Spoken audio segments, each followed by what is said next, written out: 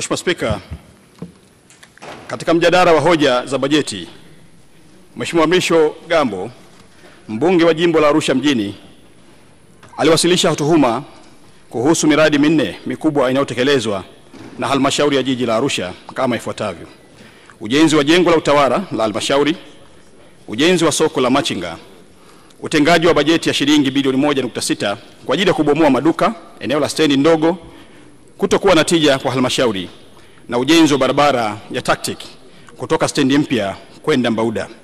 Mheshimiwa Spika, naomba nichukue nafasi hii kutoa ufafanuzi katika hoja zote nne kama ifuatavyo. Mheshimiwa Spika, ujenzi wa jengo la utawala la halmashauri ya jiji la Arusha, kwa heshima ya bunge hili na kwa maslahi mapana ya taifa, ninaomba kuweka bayana ukweli wa hoja hii kama ifuatavyo. Kuhusu ujenzi wa jengo la utawala wa jiji la Arusha, ambapo alitoa tuhuma nzito dhidi ya utekelezaji wa ujenzi wa jengo hilo, akidai kuwepo kwa ongezeko lisilo halali la takriban shilingi bilioni 8 pamoja na madai ya mchanganyiko wa vipimo vya BOQ uliosababisha malipo ya fedha isiyostahili.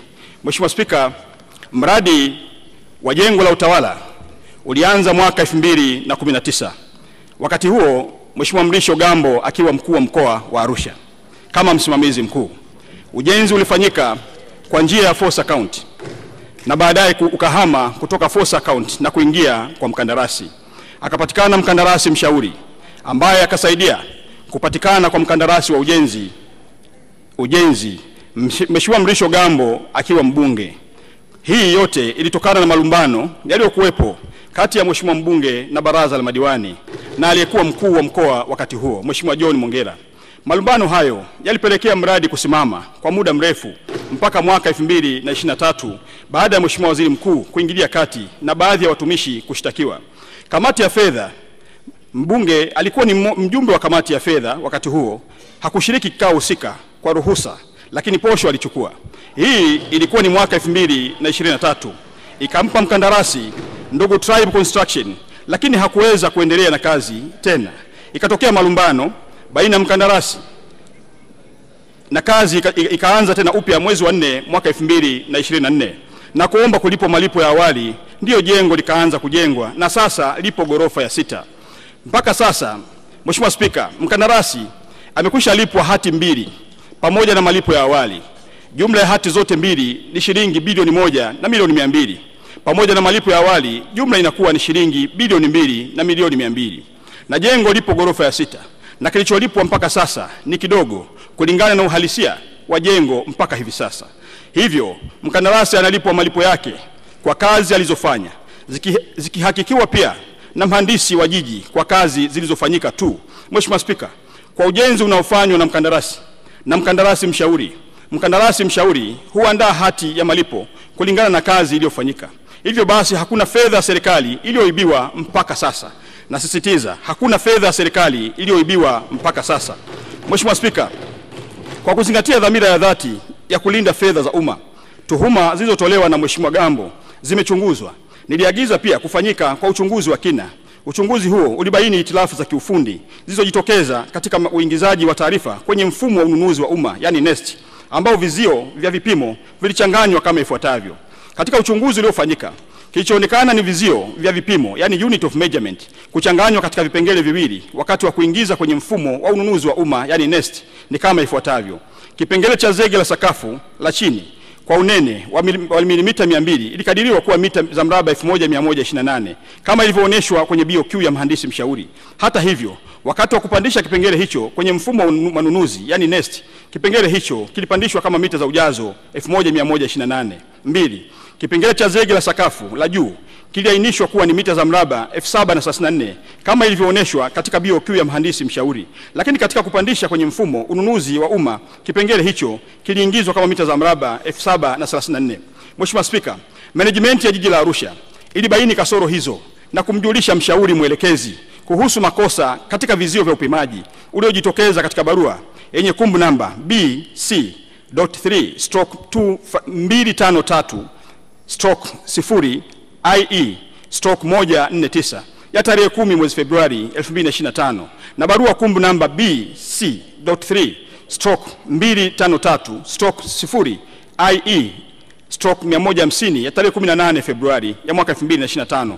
Mtaalamu mshauri alijibu barua hizo kwa barua yenye kumbu namba KA/ACC/ADM/2024/20 ya tarehe 28 Februari 2025 kwa kukiri kupokea mapungufu hayo, na alichukua hatua za kumwandikia mkandarasi kumweleza mapungufu yaliyojitokeza kwa barua yenye kumbu namba KA/ACC/admin/2024/24 ya tarehe 7 Machi 2025. Mheshimiwa Spika, mkandarasi alimjibu mtaalamu mshauri kwa barua yenye kumbu namba TRB.JV.TBW/admin/ACC/HQ ya 2025 ya tarehe 8 Machi 2025 akikubali mabadiliko hayo ya vipimo tangu mwezi Machi kama yalivyoonekana katika mkataba. Taratibu za kuandaa mabadiliko addendum zinaendelea kwa mujibu wa sheria ya ununuzi wa umma sura namba 410. Hivyo gharama halisi za mkataba zitazingatia vipimo sahihi, ambapo mradi utatekelezwa kwa gharama ya shilingi bilioni 3,461,712,012. Aidha, fedha za ziada ambazo ni shilingi milioni 416 ikiwa ni 983 na senti 27 ikiwa ni sehemu ya malipo ya awali zitazingatia utekelezaji wa kazi na makubaliano ya mabadiliko ya mkataba. Kwa kuwa hoja hii iliibuliwa na halmashauri ya jiji kuhusu vipimo husika na kukubaliana na pande zote mbili tangu mwezi Machi, si hoja mpya, ilikwisha fanyiwa kazi na ndio desturi za mikataba. Hoja hii inasimamiwa na Mheshimiwa Mkuu wa Mkoa na TAKUKURU wanaifanyia kazi kujiridhisha tangu mwezi Machi 2025, na muda wowote addendum itasainiwa na mkandarasi yupo eneo la mradi mpaka jengo litakapokamilika. Mheshimiwa Spika, haya si matamko tu, ni matendo yaliyokwisha fanyika. Kuibua hoja ambazo zimekwisha fanyiwa kazi kwa makusudi na mamlaka husika au zipo kwenye mchakato ni sawa na kusisitiza kuwa serikali ni kipofu na bubu. Rais wa Jamhuri ya Muungano wa Tanzania na awamu ya sita, serikali ya awamu ya sita inasimamia misingi ya uwajibikaji, misingi ya uadilifu na kujifunza kutokana na kila changamoto. Hatufichi makosa tunayakabili kwa ujasiri, kwa sababu kama alivyosema baba wa taifa Mwalimu Julius Kambarage Nyerere, hatupaswi kuwa na serikali ya kuogopwa, bali serikali ya kuheshimika kwa uadilifu wake. Kwa njia hii tunawaonesha Watanzania kuwa serikali yao ni ya watu, kwa watu na kwa ajili ya watu. Tunapambana na dosari kwa uwazi, tunalinda rasilimali kwa uaminifu na tunasimama na kusimamia kila senti kwa jicho la uzalendo. Mheshimiwa Spika, serikali hii imedhamiria kuwa sio tu msimamizi wa maendeleo, bali ni nguzo ya maadili ya taifa. Tunaamini kuwa kuaminiwa ni mtaji mkubwa kuliko hata fedha, na kwa kila hatua tunayochukua kurekebisha dosari, tunazidi kuijenga serikali ambayo Watanzania wanaweza kuiamini. Serikali inayosema kweli inachukua hatua, na hatua hizi zilizokwisha chukuliwa. Mheshimiwa Spika, niruhusu nisisitize tena, hakuna mahala popote katika taarifa niliyoletewa inayoonyesha kuwa shilingi bilioni 8 italiwa, na kwa kuwa mkataba ni mchakato, ni mwendelezo wa kazi, thamani halisi itaendelea kubaki kuwa kwa mujibu wa marekebisho ya mkataba, na hakuna senti ya Watanzania itakayoliwa baada ya kukamilika kwa mkataba. Mheshimiwa Spika, ningependa kukumbusha bunge lako tukufu kuwa masuala yote ya maendeleo huanzia kwenye kamati ya maendeleo ya kata, kamati za kisekta za halmashauri na mwisho baraza la madiwani, ambapo sisi wabunge ni wajumbe kote huko. Kama miongoni mwetu kuna kitu hujaridhika, turejee kwenye halmashauri zetu, kwenye vikao vya kisheria, kwenda kupata ufafanuzi zaidi wa jambo mahususi ambalo hatujalielewa sisi kama wabunge. Katika hoja hii pia Mheshimiwa mbunge alisisitiza kuwa kuna wafanyakazi hawakuchukuliwa hatua kabisa. Mheshimiwa Spika, tuhuma hizo zilibainika baada ya ukaguzi maalum ulioagizwa na Mheshimiwa Waziri Mkuu wa Jamhuri ya Muungano wa Tanzania na utekelezaji wake kufanywa na ofisi ya mdhibiti na mkaguzi mkuu wa hesabu ya serikali, yani CAG, aliyebaini mapungufu ya kiutaratibu. Na baada ya mapendekezo ya kisheria, watumishi 6 walishtakiwa, lakini zaidi kulikuwa na kesi 3 za jinai za uhujumu uchumi zilizosajiliwa na mahakama dhidi ya baadhi ya watumishi, na baadhi ya watumishi 3 kati yao waliwekwa rumande kwa takriban miaka 2 kabla ya kufutiwa kesi kwa maamuzi ya mahakama ya rufani kanda ya Arusha tarehe 16 Februari 2024 kupitia rufaa namba 116 ya mwaka 2023. Kesi nyingine ziliondolewa na mahakama kwa mujibu wa kifungu cha 91 kifungu kidogo cha kwanza cha sheria ya mwenendo wa jinai sura ya 20. Hii inaonyesha kuwa serikali ilifuata hatua zote za kisheria na kiuadilifu katika kushughulikia tuhuma, ikiwa ni pamoja na kusimamia haki, uwajibikaji na misingi ya utawala bora, ambapo kamati ya uchunguzi iliundwa kushughulikia tuhuma hizo ilibainisha kuwa makosa walionayo ni ya kufukuzwa kazi. Mheshimiwa Spika, ni muhimu kusisitiza kwamba Mheshimiwa Gambo mwenyewe aliomba adhabu hiyo ya kufukuzwa kazi isichukuliwe na badala yake ipunguzwe. Mheshimiwa mbunge alikuwa ni sehemu ya mchakato huu. Alishiriki kikamilifu katika kikao cha kamati ya fedha na cha baraza la madiwani kilichotoa adhabu kwa watumishi waliobainika na makosa ya kinidhamu. Mheshimiwa mbunge aliridhia na kushawishi kikao wapewe adhabu ya chini kabisa kwa watumishi wengine waliobaki, kukatwa mishahara yao kwa asilimia 15 kwa miaka mitatu, na bado wanakatwa mpaka sasa. Na adhabu hii, Mheshimiwa Spika, haijaisha. Kama njia ya kuhitimisha mjadala wa kinidhamu na hakuwasilisha pingamizi rasmi katika uamuzi huo. Kwa hivyo ni jambo la kushangaza kuona yeye sasa akiwasilisha hoja hiyo bungeni kana kwamba ni jambo jipya au lenye sura ya kifisadi linaloendelea.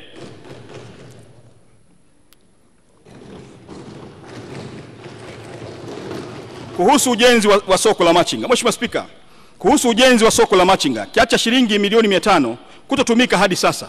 Katika mwaka wa fedha 2020-2021, halmashauri ya jiji la Arusha ilipokea kiasi cha shilingi milioni 500 kwa ajili ya ujenzi wa soko la wafanyabiashara ndogo ndogo, yani wa machinga, eneo la Engutoto. Baada ya mapokezi ya fedha, taratibu za utekelezaji wa miradi zilianza, ikiwa ni pamoja na kutaarifu vikao rasmi kuhusu mapokezi ya fedha hizo na madhumuni ya serikali ya kujenga soko hilo katika eneo la Engutoto. Mheshimiwa Spika, baada ya taarifa hiyo kuwasilishwa ofisi ya mkuu wa wilaya, Mheshimiwa mkuu wa wilaya mbunge Mrisho Gambo, meya wa jiji pamoja na mkurugenzi wa jiji walifanya ziara ya kutembelea eneo la Engutoto na kubaini kuwa eneo hilo sio eneo sahihi kwa ajili ya ujenzi wa soko tajwa. Viongozi hawa wa wilaya pamoja na mbunge walielekeza soko hilo lijengwe Semunge, maarufu kama eneo la kwa Mchina. Katika hali hiyo, ilibidi kiitishwe kikao cha dharura cha kamati ya fedha tarehe 11 mwezi wa 6 mwaka 2022 ambacho kiliridhia soko lijengwe eneo lililopendekezwa. Mheshimiwa Spika, baadaye ilibainika kuwa eneo lililopendekezwa ni eneo la viwanja vya watu binafsi ambavyo ni viwanja namba 16, 17, 19, 20, 21 na 22 block U, kata ya Kati. Hivyo haliwezi kutumika kwa ajili ya ujenzi wa soko.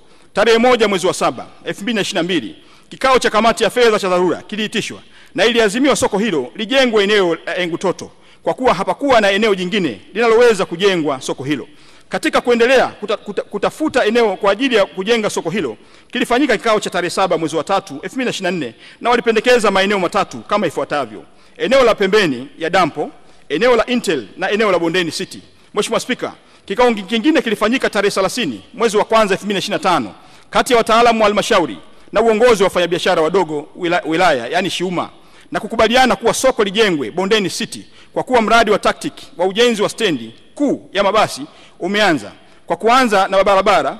Baada ya makubaliano hayo, wataalamu wanaendelea na hatua ya kufanya marejeo ya michoro, makisio ya gharama kulingana na hali ya wakati huu, na tunatarajia zabuni ya ujenzi itatangazwa tarehe 28 mwezi wa 4 2025. Na soko litajengwa katika kiwanja namba 178 block B Lord Joro Bondeni City chenye hati namba 9127. Mheshimiwa Spika, kwa kumalizia, napenda kusisitiza kuwa ucheleweshaji wa mradi huu haukuwa matokeo ya uzembe bali wa busara katika kuhakikisha kuwa jambo sahihi linafanyika kwa njia sahihi. Hili ni somo la uongozi kwamba wakati mwingine kukubali kutafakari upya si dalili za udhaifu bali ni uthibitisho wa dhamira ya kweli ya kutoa suluhisho endelevu. Mheshimiwa Spika, kwa sasa tumefikia makubaliano ya kutumia kiwanja namba 178 block B katika eneo la Bondeni City, eneo lililo halali, wazi na linalokidhi matakwa ya kimazingira na kimkakati. Zabuni ya ujenzi inatarajiwa kutangazwa tarehe 28 mwezi wa 4 2025 na serikali itaendelea kusimamia kila hatua kwa weledi na kwa uwazi. Ni muhimu tukumbuke maneno ya mwanafalsafa John Stuart Mill aliyesema, maendeleo ya jamii yanapimwa kwa namna taasisi zake zinavyowajibika kwa waliodhulumiwa au kusahaulika. Kwa muktadha huu, ujenzi wa soko hili ni zaidi ya majengo, ni sehemu ya heshima kwa maisha na juhudi za wamachinga wetu. Mheshimiwa Spika, kwa niaba ya serikali naomba kuhakikishia Watanzania hasa wamachinga wa jiji la Arusha kuwa soko hili linakuja tena kwa heshima, kwa hadhi na kwa matarajio walionayo. Kama ambavyo wahenga walisema, penye nia pana njia, nasi tumejifunza kujirekebisha na sasa tunatekeleza. Utengaji wa bajeti ya shilingi bilioni 1.6 kwa ajili ya kubomoa maduka eneo la stendi ndogo kutokuwa na tija kwa halmashauri. Mheshimiwa Spika, katika mwaka wa fedha 2025-2026 halmashauri ya jiji la Arusha imetenga kiasi cha shilingi bilioni 1.6 kwa ajili ya ujenzi wa maduka ya kisasa katika eneo la stendi ndogo. Fedha hizi hazikulengwa kwa ajili ya ubomoaji pekee. Nasisitiza, fedha hizi hazikutengwa kwa ajili ya ubomoaji pekee kama ambavyo Mheshimiwa mbunge amesisitiza kwenye bunge lako hili, bali kwa utekelezaji wa mradi wa maendeleo unaolenga kubadilisha taswira ya eneo hilo kuwa eneo la kisasa kabisa, la kibiashara na la kuvutia. Uamuzi huu umetokana na maazimio ya vikao halali vya baraza la madiwani vilivyofanyika kuanzia tarehe 24 hadi 25 Februari 2025, ambapo Mheshimiwa mbunge ndugu Mrisho Gambo alishiriki kikamilifu katika mjadala na mchakato wa maamuzi hayo. Ushiriki wake unathibitisha kuwa haya si maamuzi ya upande mmoja, bali ni matokeo ya maridhiano ya pamoja yenye lengo la kuleta maendeleo ya kweli.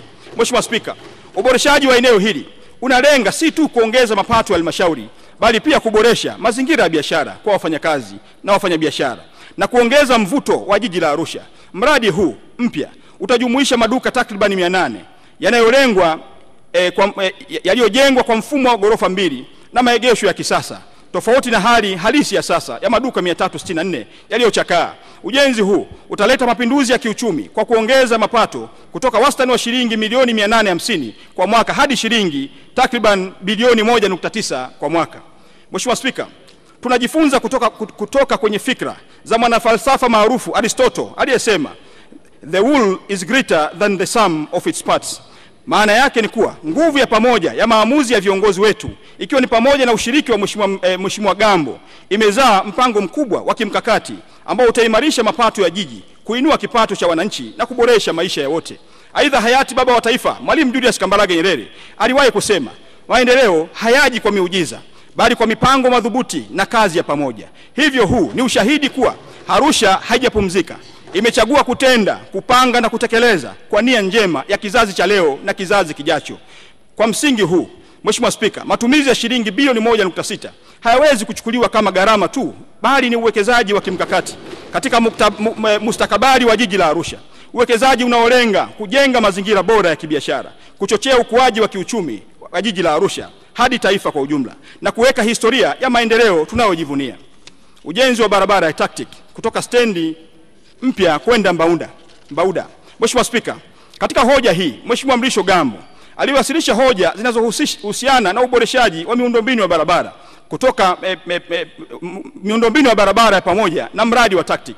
Mheshimiwa Spika, Mheshimiwa mbunge alishauri ofisi ya Rais TAMISEMI kupitia mradi wa TACTIC wakae pamoja na TANROADS ili kuhuisha rasilimali za ujenzi wa barabara kutoka stendi mpya kwenda Mbauda, kwa kuwa sasa wote wametenga bajeti ya ujenzi huo.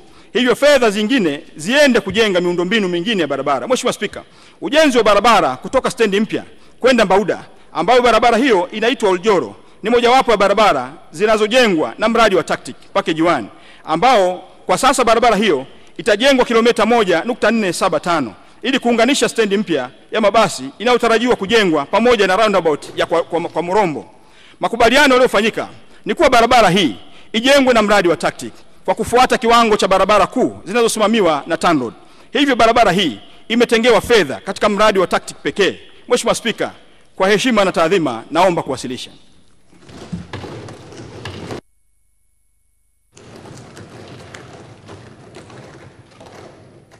Asante sana Mheshimiwa Waziri.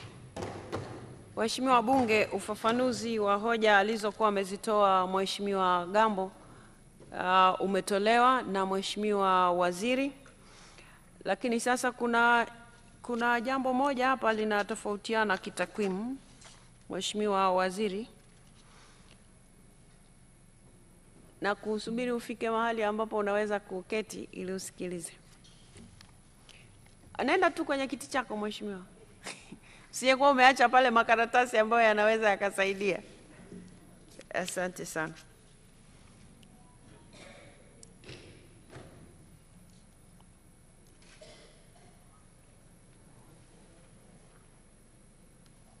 Asante sana. Kwenye mchango wa Mheshimiwa Gambo, Hansard inasomeka kwamba alisema kwenye ile bilioni 1.6 ya kubomoa maduka ama stendi, anasema kwa ajili ya kwenda kubomoa eneo la stendi ndogo, eneo ambalo linaingiza mapato halmashauri shilingi milioni 800 kwa mwezi. Katika taarifa uliotusomea ukurasa wa 17, Mheshimiwa Waziri, wa hii nilionayo, sijui kama na wewe ni ukurasa wa 117, unasema ujenzi huu utaleta mapinduzi ya kiuchumi kwa kuongeza mapato kutoka wastani wa shilingi milioni 850 kwa mwaka hadi takriban shilingi bilioni 1.9 kwa mwaka. Hii milioni 850 ni kwa mwezi, ambayo itakuwa inashabihiana na ya Mheshimiwa Gambo ya 800, au hii ya kwako ni kwa mwaka, lakini yeye alisema kwa mwezi. Nataka tu kujua hapo ni 800 kwa mwezi au 800 kwa mwaka. Mheshimiwa Waziri. Mheshimiwa Spika, kauli yangu ndio kauli halisi, na kwa kuwa Mheshimiwa mbunge yeye ameonyesha kwamba kuna milioni 850 kwa mwezi, pengine anaweza kuwa na ushahidi kwa hili. Sawa, mimi nataka tu hili eneo ili taarifa zetu zikae sawa sawa. Mheshimiwa Gambo, ni milioni 800 kwa mwaka, kwamba ulimi uliteleza ulivyosema kwa mwezi, au ni milioni 800 kwa mwezi? Siku ile nilitamka kwa mwezi. Ulitamka kwa mwezi, lakini sasa kwa taarifa aliyoitoa Mheshimiwa Waziri, na wewe unakubali kwamba ni kwa mwaka, au bado unasimamia ni kwa mwezi sio kwa mwaka? Sasa Mheshimiwa Spika, pale kuna vibanda zaidi ya 300, karibia 400, na kila kibanda kinalipa zaidi ya 200,000 kwa mwezi. Haya, hebu tufanye hiyo hesabu. Jamani, tufanye faster. Vibanda vingapi Mheshimiwa Gambo? Vinavyokadiriwa kufikia Afanya tu kadirio tutajua. 360 mpaka 400. Aya, fanya 360 mara 200,000 ni ngapi? Vibanda 400 ni milioni 80. Mheshimiwa Wamomba, mtaalamu wa hesabu. Nimeweka maximum yake, amesema milioni vibanda 400. Ukiweka 400 mara 200,000 ni milioni 80. Milioni 80 na sio milioni 800. Inafika milioni 80. Inakuwa milioni 80. Ukiweka vibanda 360 mara 200,000 ni milioni 72. Haya, Mheshimiwa Gambo. Maana sasa ni kwa mwaka. Ukiangalia kwa makadirio ya 200,000 mpaka 250,000. Sawa, kwa hivyo wewe ulisema milioni 800 kwa mwezi. Sasa tunachukua taarifa ya Mheshimiwa Waziri kwamba ni kwa mwaka. Ni sawa sawa? Mheshimiwa Spika, naona umesimama. Mheshimiwa Spika, kwa mwezi ni milioni 74 kwa mujibu wa taarifa ya mapato ya mkurugenzi wa jiji la Arusha. Sawa, asante sana.